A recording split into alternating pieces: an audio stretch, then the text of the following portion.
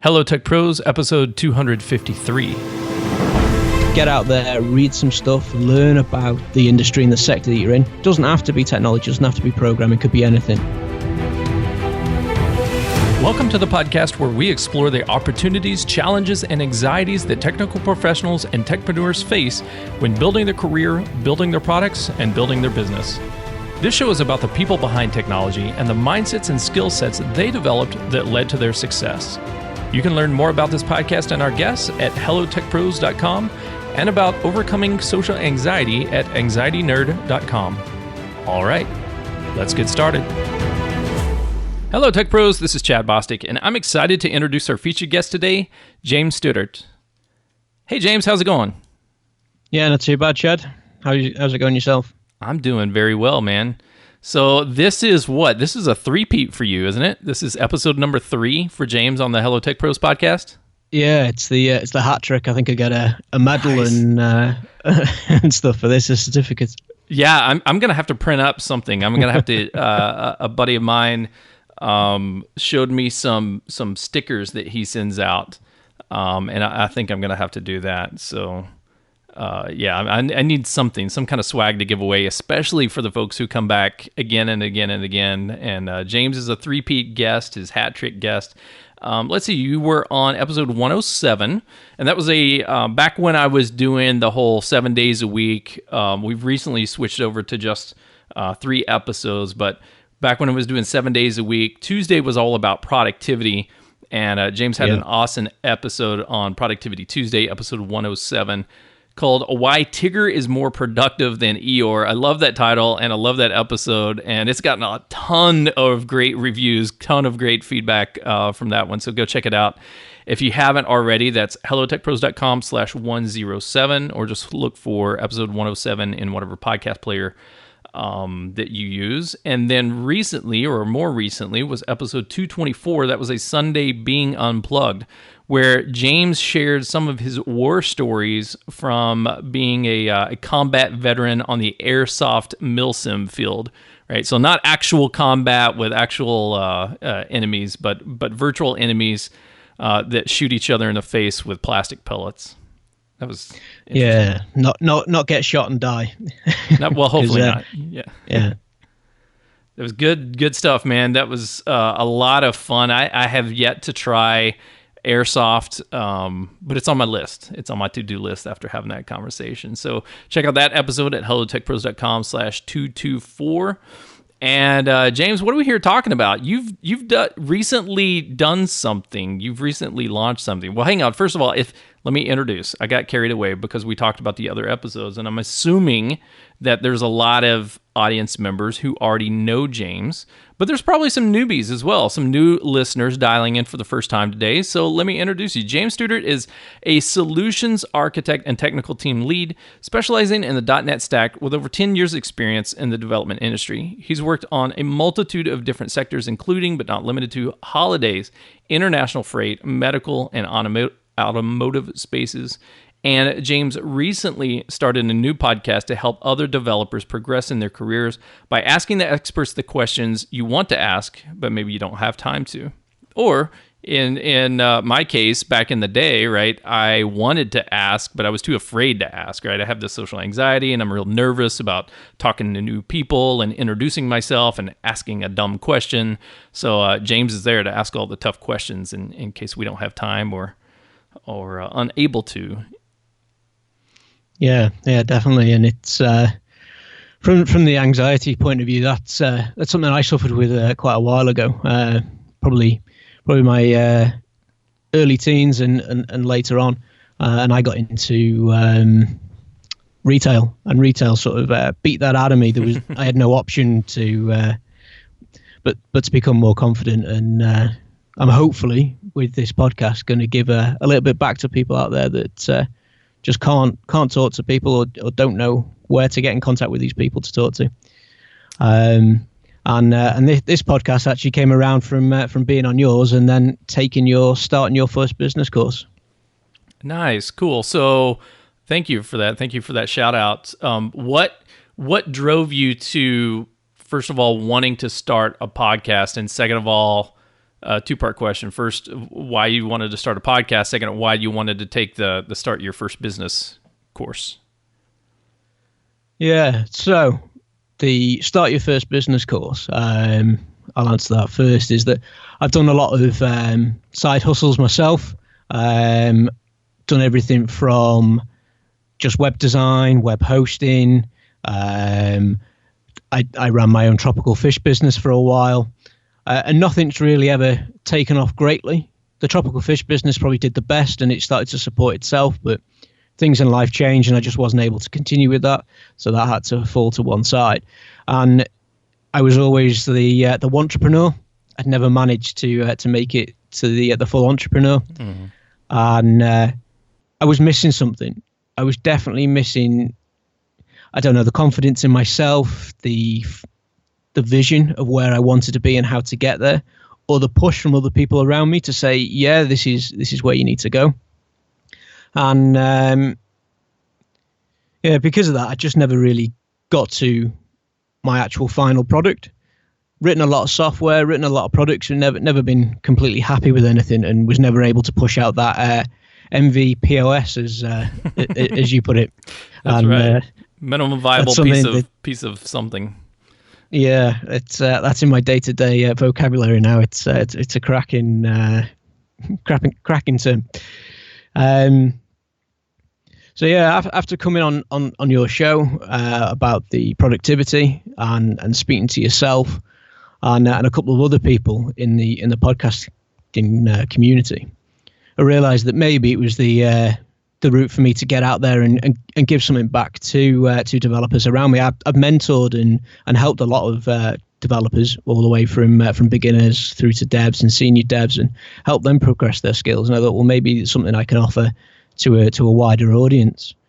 And I'd tried blogging before, but the imposter syndrome was big on that, to the point where I was writing all these blog posts, sticking them out there, didn't really know how to promote it, didn't want to push it too much on social media because it was a case of who wants to listen to me.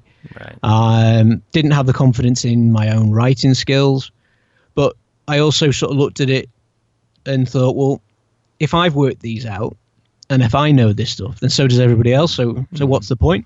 And I've probably started a blog maybe 6 or 7 times, all around tech stuff really, and they've all gone the same way. I'm probably a little bit more confident with speaking rather than writing, and it's a lot quicker to do. Whereas I can sit down and record a podcast over an hour or so, but a blog post probably takes the best part of 3-4 hours to sit down and tune it. Whereas with the podcasting, it's a case of record it, give it an edit, which normally takes me about an hour, if that, and put it up on the server, and away we go, and it's out there and it's done, and I can move on, and then you get an instant feedback from the people around you, which is fantastic.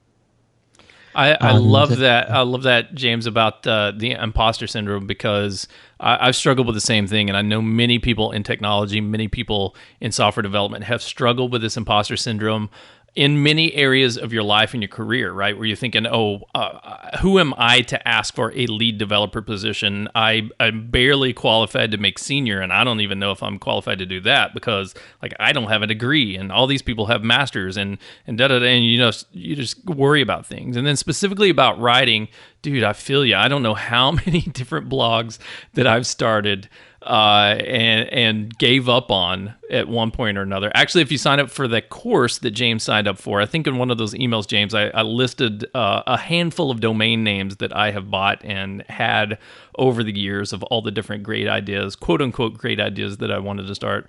But the same thing for me is I start writing and then I give up on it and nobody's reading it, or if people do, they're not leaving comments, and I'm just I'm insecure, and it would take days or hours and hours to write a simple blog post. And for me, it came down to I heard someone recently, I can't attribute it, I wish I knew who the speaker was, I'm gonna have to look it up and see who said this, but they said your brain is either it has two functions. It's either in creation mode or it's in edit mode all day. Like when you're in work and when you're in play and everything, you're either creative or you're editing and filtering, right? And so when I write, my brain is constantly not multitasking, but context switching between the two, right? It'll do create, edit, create, edit, create, edit, create, edit all the time.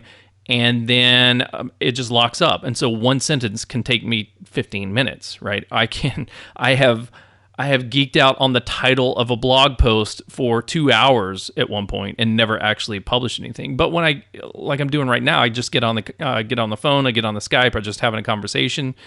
It's true that I can ramble, like maybe I am right now. I don't know, but at least I'm in creativity mode. I'm not in edit mode. We'll do edit mode later after the podcast, but right now I'm just free flowing creative mode, and for me that helps. And it sounds like it helps you as well. Yeah, definitely. And the same with the domain names. I think I own 34 domain names at the moment, and that's at a low for quite a few years now. I think I was up to about 50 at some point. And even out of those 34, I've probably got websites on maybe 4 or 5 of them. Do any of them do anything? Maybe 1 or 2. And how much that cost me, I don't know. I do know that there's only 2 months of the year that I don't pay for a domain name. So it's money that's flowing out that's not bringing anything back in for me, and it's not really doing anything. And I think I need to take your advice, and rather than actually just go out and buy the domain, to actually just sit down, write everything down, and put it into Trello or into a notepad somewhere, and just that's an idea to come back to once the rose tinted glasses have been taken off of the idea, and see if it actually has any legs on it. Yeah, dude, I feel you. I've got an Evernote notebook. Evernote is my tool of choice for taking notes, and I've just got an entire notebook in that, dude, full of quote unquote great ideas that I decided not to start, but to just like put some notes down. And sometimes that creativity is just a spur of the moment kind of thing. Oh my gosh, I got to get George Lucas's amazing producer but horrible director.com, right? Because somebody's going to want to visit that site someday. And then instead of paying the $10 a year for that stupid domain for the rest of my life or until I give it up, I just kind of put it in that notebook, and it might be a funny, or it might be I'll legitimately get back to this someday. But for me, coming back to those notes, throughout the test of time and looking at it 3 months from now, 6 months from now, 2 years from now, does it still apply to me? Like, is it something a core belief or a core value that I'm really passionate about? Or was it just kind of moment in time, I think this might be a good moneymaker? Yeah, and I've also sat there for hours trying to produce the pages. I'm doing it actually with the cynical developer, to be honest. I'm trying to build a resource page about how to make your own podcast, but from the Windows point of view. There's a lot out there that tell you how to do it with a Mac. Right. But it took me probably a week or more to work out how to get it all connected together and all working on Windows. And I pretty much got it down now, so I thought that'd be good to put that on a resource page. But trying to make that creative and make that flow and make it look pretty all at the same time, it's just getting away from me, because it's not necessarily the aim of the podcast, but I think it's one of those side parts that it probably needs and will help other people. Because the whole idea behind my my podcast is that to help you to improve your development knowledge in your career. And I think even having a little bit more knowledge around how these podcasts are produced helps you a little bit, and you understand what goes into it. So I think it gives you a little bit more of an appreciation for them, because there's so many developers out there that I meet that don't listen to a podcast, they don't read blogs, and I don't know how they keep up to date. But I like to think that I'm pushing my podcast to people. It's helping them get on board and listen to other people's podcasts as well, as a bit of an entry to podcasting for people. And I probably know personally maybe 7 or 8 people that have gone through that transition of going, we don't listen to any podcasts, to listen to about 9 or 10. And I think one of the best ones was my senior developer in my previous role really, really didn't get the point of them and didn't understand them. And I know that he listens to a couple of them now. So that I take as a little victory for me. Yeah, a little victory for podcasters everywhere is anytime we get one new person in the space to listen to one podcast, that really interests them, in a niche that interests them. Is oh my gosh, it opens your eyes, or opens your ears to a whole new world of content that you never knew existed, or you didn't really understand what it was all about, kind of like your friends. And once I got into it, what got me hooked was a Dungeons and Dragons podcast, and I started listening to. I thought it was going to be completely stupid, and it probably sounds completely stupid, of listening to other people tell their stories and do their role playing and literally listening to them roll the dice at the table. But it just, for me, when I can't play, it's a fun kind of voyeur experience, I guess, to kind of be there at the table and hear what's going on and feel their excitement and listen to the creativity, and also learn a little bit from how the Dungeon Master is running that campaign. That's what got me hooked. And once I listened to that, I kind of got caught up on that series. I was like, what else is out here in the podcast world? And so, gosh, after that, I just got consumed. But going back to helping developers and progressing their careers on your podcast, tell us, we haven't talked a little bit about it. So tell us, what's the name of your podcast? So my podcast is called The Cynical Developer, and its strapline is, why should I even care about this? Now, when you're faced with a problem in your day-to-day job, there's more than one solution. There's more than one framework that you can use to fix the problem, and it takes a long time to work out which one to use. So, I don't know. For example, you were looking to build a UI, and you have all these different JavaScript frameworks. What do I use? Knockout, React, Angular, which one? So you need to then sit down and spend maybe 4, 6, 8, 12 hours working out which one is the best solution for you. And what I've tried to do is get people on to the show and interview them that have a invested interest in the technology. So in Angular, in React, and I can ask those stupid questions that you sitting there thinking to yourself, well, can I do this? What can I do with it? Does it do X, Y, and Z? And I'm taking probably what's the initial sort of 4-6 hours of your investigation and compressing that down into a half an hour, 45-minute podcast that you can listen to on your commute. You can listen to while you're doing something else, and that information's there. And I hope, well, excuse me, what I hope to attain is giving you that knowledge very, very quickly and in a way that is easily digestible, rather than sitting and reading pages and pages on blogs. And the feedback I've got so far is that it's really helping, and it's definitely going that way. And yeah, it's been really good. It's been well received, and it's just a case now of pushing it out a little bit further and getting more people involved and getting more people listening as well. Yeah, it sounds like it's kind of like the Cliff's Notes version of a novel, right? Or it's like the preview to a movie. You're getting the highlights. You're getting someone's expert opinion on, what this framework is all about, what this programming language is all about, what this new library is all about, but without going into all of the nuts and bolts detail. Just kind of give a highlight of when should I use this, or as you say in the tagline, why should I even care about this, right? This hot new thing is out. Everybody's talking about it, but why do I need to waste time learning about this? And probably for some people, the answer is you don't need to learn about it. You need to hear this little podcast, listen to 20, 30 minutes worth of content, an hour's worth of content, and then you're done. You never have to worry about it again. But something else may be, this is why you need to worry about it. And for your job role in the apps that you're building in your company or your startup, it is extremely applicable in your situation. Yeah, it's definitely what I'm aiming for, and I think it was outlined on Reddit by one person. He summed it up quite quickly as that was a really good introduction to I don't know anything about, and I think it was the React episode 3. So yeah, he came in and said, it's the best introduction to I don't know anything about React. And by the time I'd listened to it, I had a very good grasp of what it was and where it was going.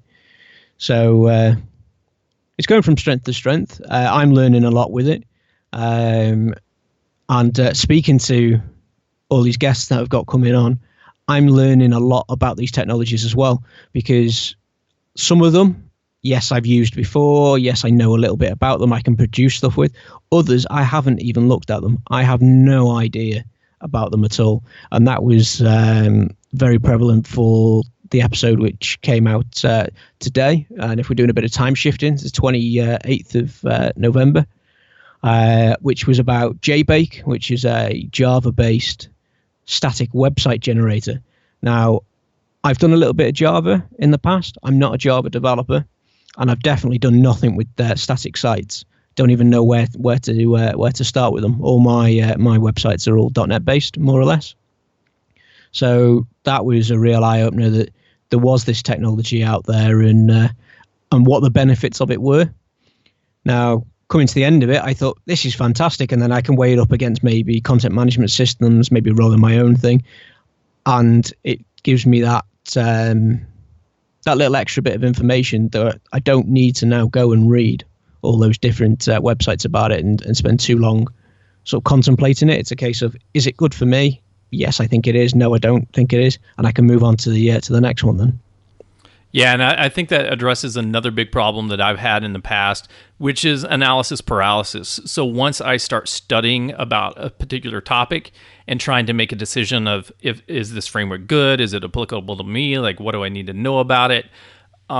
There's so much information out there that I tend to overconsume a lot of information before just making a call and saying, yeah, whatever, it's not for me, or it's not for my product that I'm writing, or it's not for my project that I'm building, or it's not going to help me solve this specific problem that I'm facing today. It's more of I start analyze it and start thinking about it and start researching it and start doing a lot of hello worlds and stuff like that, just in case I might need it someday in the future. And for me, I've wasted so much time and so much energy and so much effort studying and researching and building things and technologies that I never ever used in a quote unquote production environment, in an application that was going to go live and solve an actual real life problem.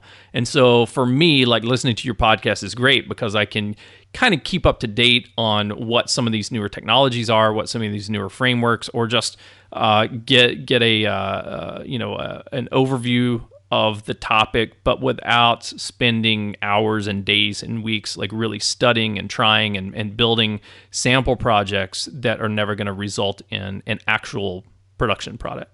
Yeah, definitely doing that. Coming in as that intermediate level of doing that initial investigation to start with, because if it's a product I don't know anything about, I've set myself a time box of I've got an hour to go out and look at it, find out as much information as I can, but just enough to be dangerous that I can ask some questions and ask the right questions. So I also then don't spend 5-6 hours myself sat sort of learning about it and then killing the podcast as well, because it's very easy for me to forget the fact that the listeners maybe don't know about this product, and I'm taking for granted they know a certain aspect of it. So I just glance over it, whereas as long as I've kept my investigations very light, that I have to ask those questions for you as the listener, so you get more out of it. Yeah, it's an interesting medium, right? This podcasting medium is very interesting because sometimes we want to be the experts and we want to be the guys and girls that know everything and can prove. We have software developers, man, and just technical professionals in general. We love to prove what we know, but sometimes we have an exception where it's really nice to not really know anything. For instance, like when I was in management, it was a blessing that I'm completely dumb as a stump and I don't know what the hell I'm talking about half the time because I've got great people around that can fill in those gaps. But as a podcaster as well, it's kind of cool when you're like, I really do want to ask the expert, and there is no dumb question because I'm a newbie, and some of my audience members may be newbies and want to hear these newbie questions as well. Yeah. So the episodes that are currently out and currently recorded and coming out over the next couple of months, they're all based around that sort of dumb aspect that I don't know anything about any of these technologies, and I'm going to ask those questions. But the flip side of that, as you just said, is about knowing about being a developer. So what I've also planned to do is like a mini series on how to become a developer, how to get your first job as a junior developer, how to move up in your career to developer, senior developer, what options are out there for you in the future, what roles can you go into, and all that sort of stuff that I've got experience of because I've done it in my job and my career, and I've helped other people around me achieve their goals through their career and give a little bit back that's a little bit more than just here's a technology and this is what it's used for and this is what you shouldn't use it for. But yeah, you're listening to that, and I'm going to help you a little bit more with your career and provide you with more to make you succeed. Man, I love that. I love this whole conversation, James. First of all, because you're my buddy. Second of all, because this podcast is all about helping technical professionals build their career, build their products, build their business. And I think we've hit the trifecta or the hat trick of all three of those topics on your hat trick episode here today. We talked about how you got into podcasting by taking my free Start Your First Business course, and which you can find Tech Pros. You can find at hellotechpros.com/start to sign up for that free course that James took.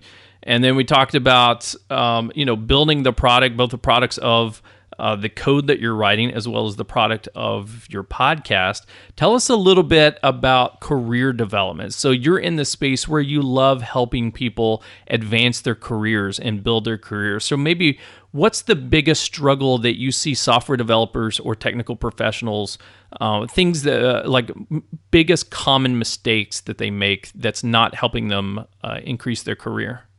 Yeah, I think from a mid-level developer, because you've been in your career for so long that you've got these pre-baked ideas about what you know and what you know of the industry and what you know of your job and what you know of how to solve these problems, is that you get a lot of people that become very stuck in their way, that I've seen this problem X before, this is the solution is Y, there are no other solutions, and they just get very, very blinkered into that way of thinking.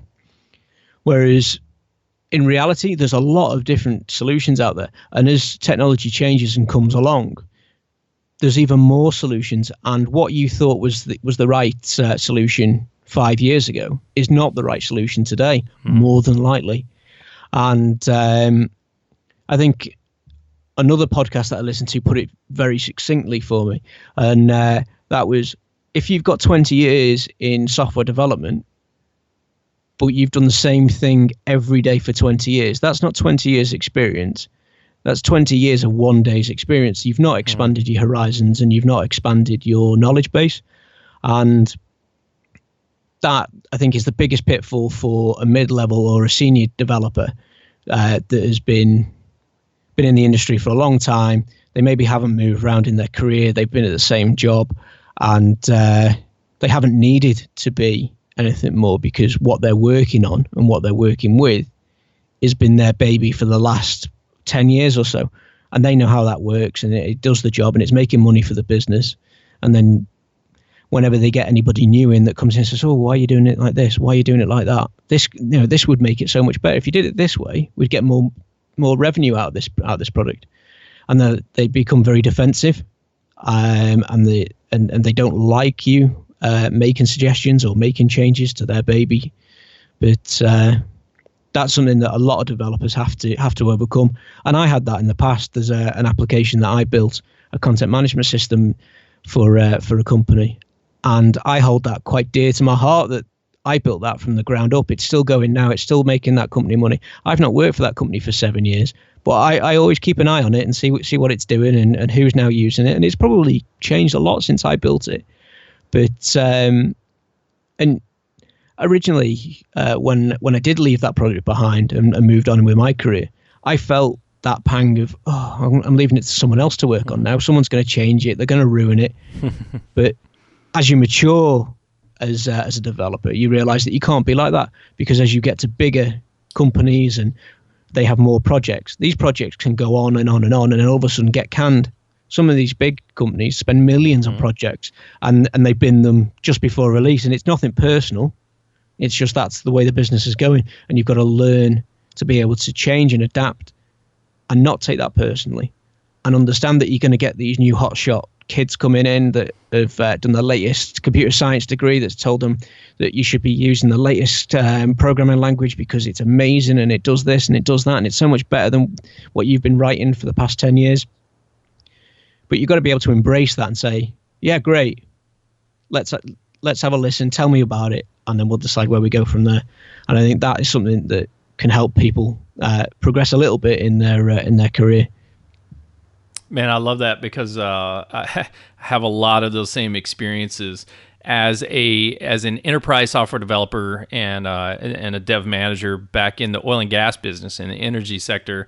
I was in this sector for 13 years at one particular big Fortune 100 company for 13 years, and it was a lot of working on the same projects over and over and over. Even if it was a completely different project, it was the same project. For instance, we had the internal website, the intranet, that was redone 3 different times while I was there. And the third time around, I had this VP that was giving up doing the big kumbaya about the project kickoff meeting and how blessed we are to be in this position where we can do a big project like this. And has anyone ever worked on a project to this scope and magnitude? And I didn't raise my hand because I didn't want to get fired, but I was like, yeah, dude, this is literally the third time corporate communications got a big a budget this year. And we are redoing the same content and the same system that they had us do 3 years ago or 4 years ago. It's just we recycle. We do the same projects, but now instead of doing it in Cold Fusion, now we're doing it in .NET. Instead of .NET, we're doing SharePoint. Instead of SharePoint, now we're doing some other content management system. So yeah, it can be a situation where man, it's like, do you want to be a mile wide and an inch deep, meaning that your career covers a broad bunch of topics and you are kind of a jack of all trades? Or do you want to get an inch deep and a mile wide, meaning you are the absolute foremost expert in the world at one particular topic? There's pros and cons to both of those, but I think there's a danger in trying to, as you said, focus your career on one technology, on one project, on one process, and never ever learning anything new. The danger there, from my perspective, is you miss out on everything else that's going around in the world, and now you're a one-trick pony, right? And you have a hammer, and as far as you're concerned, every problem looks like a nail, and you want to just run around pounding your hammer on it. Which, if you had kind of learned a few other tool sets, if you learned some new technologies, if you learned some new frameworks, maybe you realize that each problem has a different potential solution to it. Yeah, definitely. It's as I've said before, there's a lot of different ways to skin a cat out there, and you just got to be open to those channels that tell you about it. Even listening to every single podcast that's out there, all the tech podcasts, you can't be completely up to date. The industry moves far too quickly, but it's moving that fast you can't afford to stand still. So even listening to a couple of podcasts or reading a couple of blogs, it's a massive step forward, and it's going to help you massively in your career, because you can go to an interview at a new place and they go, well, have you heard about XYZ technology? And you're like, yeah, I've heard about it.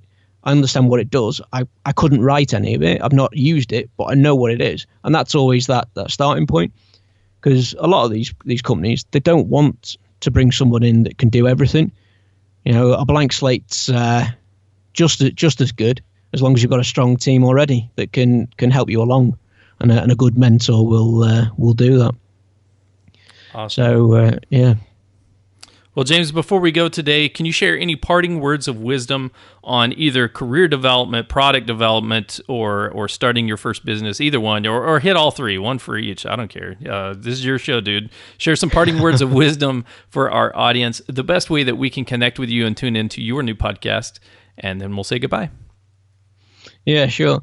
All you entrepreneurs out there, I strongly advise going and doing Chad's Start Your Own Business course. It's on email and it's free, and that helped me massively. I was able to identify who my target audience were, and every time I try and think of something new and maybe deviate from where I'm trying to head, I reread that bio. I think, no, this person wouldn't want that, so we'll do something else.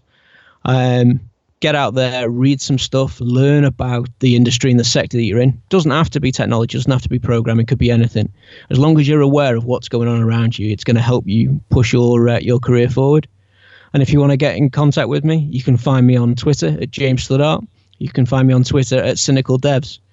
CynicalDeveloper.com is the podcast. We're on iTunes, Stitcher, Pocket Casts, most of the big platforms. We're out there. Get on there, give us a listen, give me a review, get back to me and tell me it's utter rubbish. Get back to me and tell me you like it. Tell me what you didn't like. Just give us that feedback and let me know, and I can help my podcast help you to help your career. And thanks to Chad for having me on for a third time. Hopefully I'm not boring the listeners by being on here too much. Absolutely not. Your episodes always do fantastic, and I got a feeling that this one's going to do just as well or better. James, thank you so much for joining me for the third time on this podcast. Dude, I really value the conversations and the insight that you always bring to the show and the stories that you tell. And I really appreciate the shout out about the Start Your First Business course. But let me tell the audience something here real quick, is that not all results are equal, right? I've had less than 100 people, but quite a few people take this course, and there's a wide spectrum. For the most part, people do not follow the homework, and so they get no results. The thing about this course, which is, again, it's a free audio and email course that you can get by accessing hellotechpros.com/start your first business course. There's homework on every single episode that I publish. Every single email, there's like the audio file, there's the text, and then there's homework at the end. And the people that complete that homework are the ones that see the biggest results. And I'm telling you, James put in a lot of work. This isn't just like, oh, I'm going to listen to a couple of things, 10 minutes worth of content, and read some, top 10 posts or whatever. No, this is like real action that you have to take, right? And James answered or completed every homework that I gave him, like in spades, like in a lot. He put in a lot of work. And when I got his results back, I was like, this dude is going to nail it. I know whatever he launches at the end of this course, it's gonna do fantastic because he's taking it seriously. He's putting in a massive amount of thought and a massive amount of action, and already by day 1 and 2, he's gotten a lot more clear on who his target audience is and who he's trying to help and how he's going to help them. And thus the Cynical Developer podcast was born. You can get that same results too, but you have to put in the result. You have to do the homework. So again, to sign up for my free Start Your First Business course, go to hellotechpros.com/start. You've been listening to James Studdart. I'm Chad Bostic, and until next time, take care. The show notes page for this episode can be found at hellotechpros.com/253. Do you use Slack for team communication? Join the Hello Tech Pros Slack channel at hellotechpros.com/Slack. This episode of Hello Tech Pros is sponsored by you, the audience. Instead of looking for new corporate sponsors, I've decided to adopt a pay-per-value model. What that means is you decide on how much I get paid. If you're just browsing and have yet to get value out of the show, don't feel obligated to pay a darn thing. However, if this podcast does its intended job of helping you build your career, build your products, or build your business, consider becoming a sponsor on Patreon. Pick the level of recurring donation that matches the level of value you get out of this show, or make a one-time sponsorship for that big aha moment that have helped turn things around for you. Become a sponsor today at patreon.com/hellotechpros or visit hellotechpros.com/sponsor. If this episode helped you out in any way, please leave a review on iTunes and let me know what you thought. iTunes reviews helps our rankings, which helps us grow the Hello Tech Pros podcast to a broader audience, which helps more technical professionals and techpreneurs build their career, build their products, and build their businesses. If you are a subscriber and get repeat value out of this show, consider becoming a sponsor on Patreon. The information on this podcast is free to everyone, but I'm giving you the opportunity to pay for the value you get out of it, starting as little as $1 a month. Pledge your support today at patreon.com/hellotechpros or visit hellotechpros.com/sponsor.